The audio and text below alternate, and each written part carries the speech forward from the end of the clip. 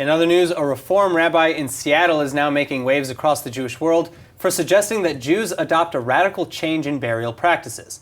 Specifically, Rabbi Ted Falcon wants to be composted and ideally under a fig tree.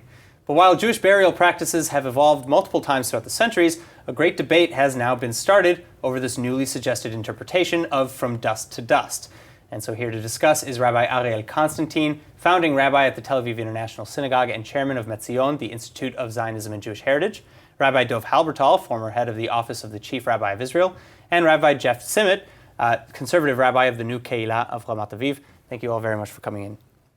Thank you for having us. So actually, I'll start with this by explaining a little bit more about what Rabbi Falcon wants. He's suggesting that he wants to be composted in the method that was derived by a company in the United States called Recompose, which basically puts you in a big tank with other organic material. You decompose. In about a month, you are soil, very fertile soil, and they put you, I guess, wherever you deemed fit to be. So I'll start with you, Rabbi Halbertal. You seem very upset by this. What's the problem with this? What means about the problem?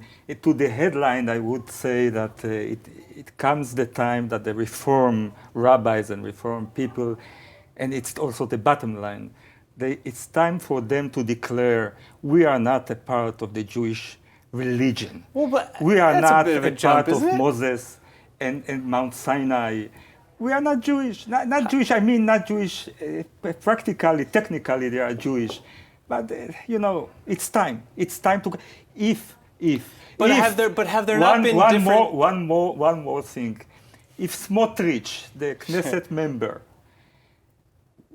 would have the power, he wouldn't have let them to come here to Israel, those rabbis. But this, okay, but first of all, this is an initiative to be green. Yeah. And in Judaism, I think it's fair to say that there are a lot of different. The old saying three. There are borders. You know the old saying two Jews in a room, three interpretations. Not such interpretations. No. All right. Well, Rabbi Cymet, how would you respond? So this was the first I heard of this suggestion, and I think many things that have happened with burial have been changing in the last decades. And we see that here in Tel Aviv. Most of the funerals here in Tel Aviv take place on floors. The Yarkonim Cemetery in Tel Aviv is one where it's a complex. It's a complex. They fill an entire floor, and then they build a floor above it. And then each time when you do the funeral, you feel like you're outdoors.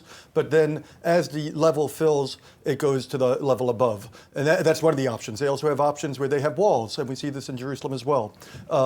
There is limited space in the Jewish state, and the use of our resources is something that is highly debated, and the burial practices are also evolving, and we see that. So while this particular innovation is something that is more challenging to Jewish tradition and deserves to be looked into more seriously before being adopted, we see that there are many things that previous generations may have said fet to, at this point has become the standard. And so we continue with that. And so this is one more aspect that needs to be examined. And I think it's nice of the Reform movement that they're actually thinking creatively about the needs of the Jewish people. So and that kind of brings me back to my earlier point about how Jewish burial practices have evolved. Because originally we were burying people in caves, then under a pile of rocks in the desert, then in a pine box, then without the pine box as long as they're wrapped in a shawl. It makes no difference at all. I don't agree at all with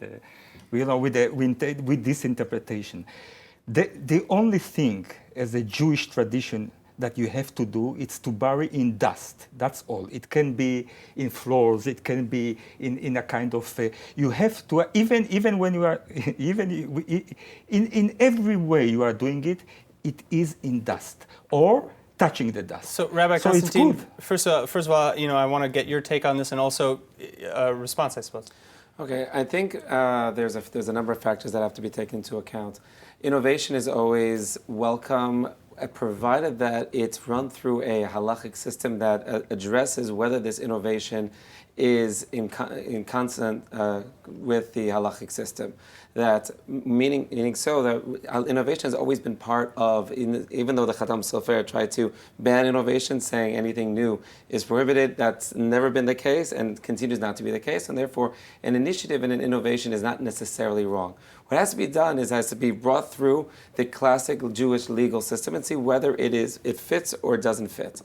Now, Judaism in general is a very green religion. From the very, very outset, there's the Midrash that speaks about Adam after the world was created, and God says, you've been given this world perfect. It's up to you to maintain the world and keep the world. If you keep the world as is, it'll be a flourishing world, and if you destroy the world and pollute the world, you're going to have to live with the mess.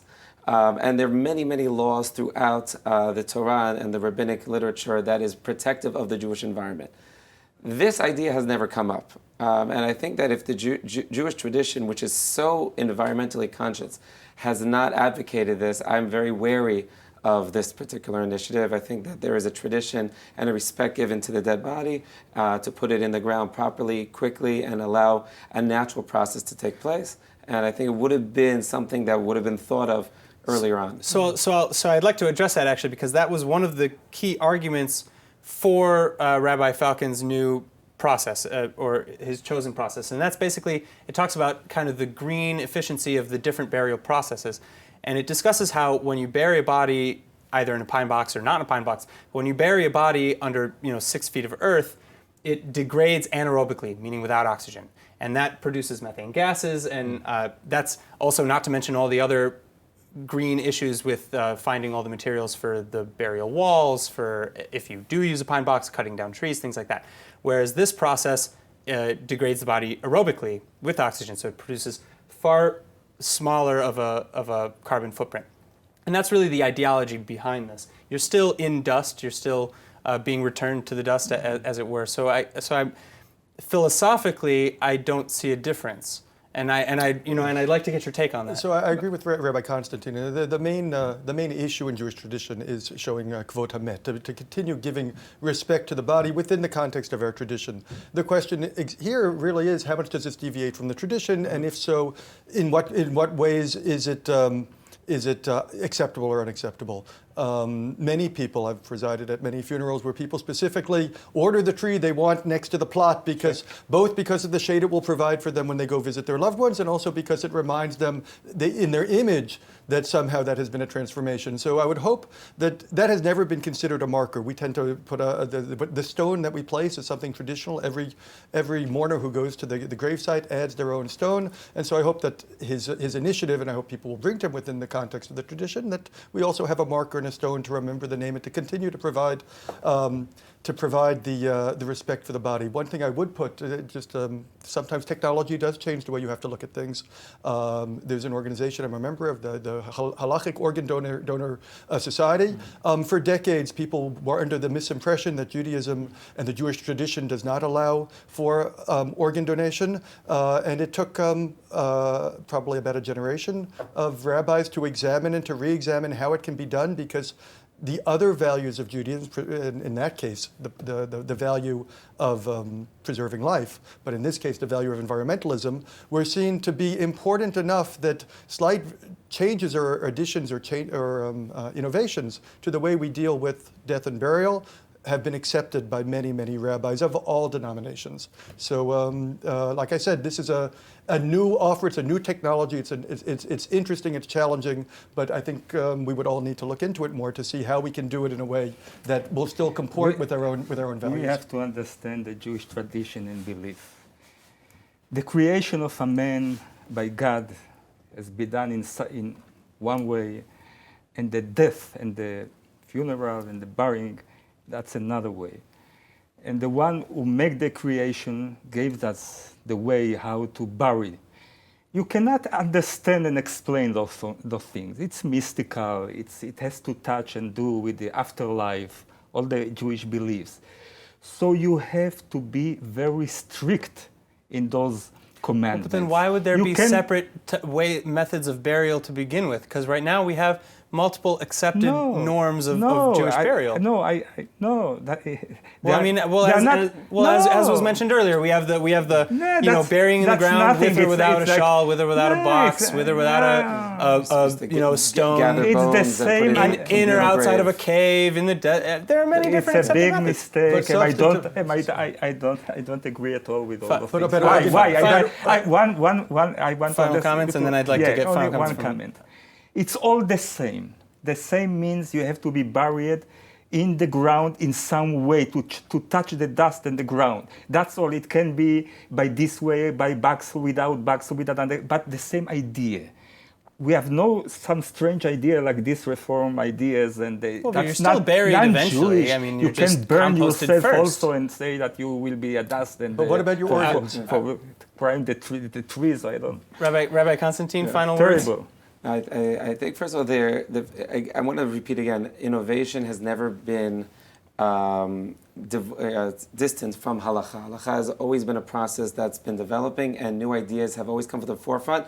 What they have to be done is tested through the age-old system of analysis to assess whether this fits within halakha or doesn't. The fact that the reform movement suggests it doesn't automatically negate its value. I think it needs to be assessed and valued and seen whether it fits or not with caution, not necessarily negating it off the bat. I think Reform Judaism, with all the issues that I personally find with them as an Orthodox rabbi, nonetheless brings a lot to the table, and there are a lot of good things that they can present and challenge us as well as Orthodox rabbis to see whether their ideas are valued or not valued from our perspective.